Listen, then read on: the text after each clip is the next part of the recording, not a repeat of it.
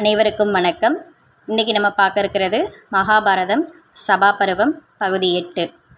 நம்ம சேனலுக்கு நீங்கள் புதுசுனா மறக்காமல் லைக் பண்ணுங்கள், ஷேர் பண்ணுங்கள், சப்ஸ்கிரைப் பண்ணுங்கள். வாங்க வீடியோக்குள்ளே போகலாம். யுதிஷ்டன் கூறிய அனைத்தையும் கேட்ட சகுனி, உன்னிடத்தில் நாடு மற்றும் செல்வத்தில் பற்று அதிகரித்து உள்ளது. சத்திரியனுக்கு உண்டான தைரியம் இல்லாமல் துரியோதனனின் அறைகோவலுக்கு அஞ்சி ஓடுகின்றாய் அப்படின்னு சொல்கிறான். அதை கேட்ட யுதிஷ்டனுக்கு கோபம் உருவெடுத்தது. பொருளில் நீ வைத்திருக்கின்ற பற்றுதல் என்னிடத்தில் இல்லை.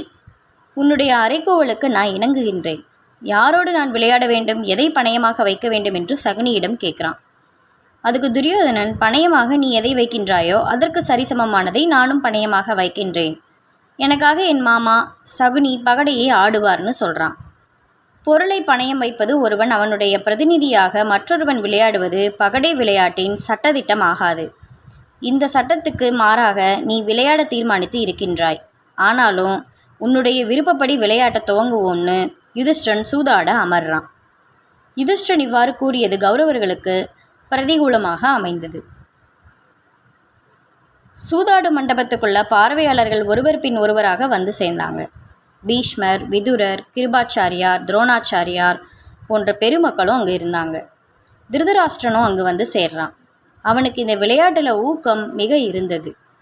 பகட விளையாட்டு துவங்கியது. யுதிஷ்டன் தன்னிடம் இருந்த நகைகள், ரத்தினங்கள், தங்கம் ஆகியவைகளை பணயமாக வைத்து பகடையை உருட்டுறான்.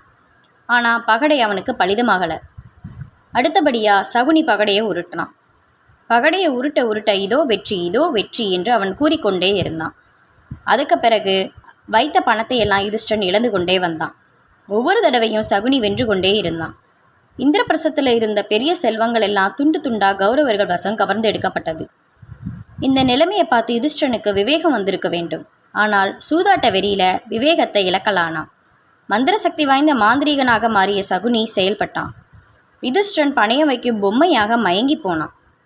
இந்த அக்கிரமத்தை மேலும் பார்த்து கொண்டு சகித்து கொள்ள முடியாமல் விதுரர் திருதராஷ்டிர மன்னனை அணுகி, பாண்டவர்கள் உங்களுடைய தம்பியின் புதல்வர்கள். துரியோதனன் அவர்களை சூதாடும் பாங்கில கொள்ளையடிக்க நீங்கள் ஏன் அனுமதிக்கிறீர்கள்? பேராசையின் வேகத்தால் நீங்களும் உங்களுடைய மகனும் அறிவை இழந்து விட்டீர்கள். இந்த சூதாட்டத்தின் விளைவாக குரு வம்சம் அழிந்து பட்டு போகும். நீங்கள் மரணமடைவதற்கு முன்பே உங்களுடைய மக்கள் எல்லாம் கொல்லப்பட்டார்கள் என்ற செய்தி உங்களுக்கு கேட்கும். துர்பாக்கிய நிலை உங்களுக்கு உண்டாகும்னு சொல்கிறார் விதுரர். ஆனால் இந்த எச்சரிக்கையை பேராசை பிடித்த திருதராஷ்டிர மன்னன் கண்டு கொள்ளலை. எவ்வளோ ஒரு மோசமான பெரியப்பா பார்த்தீங்களா?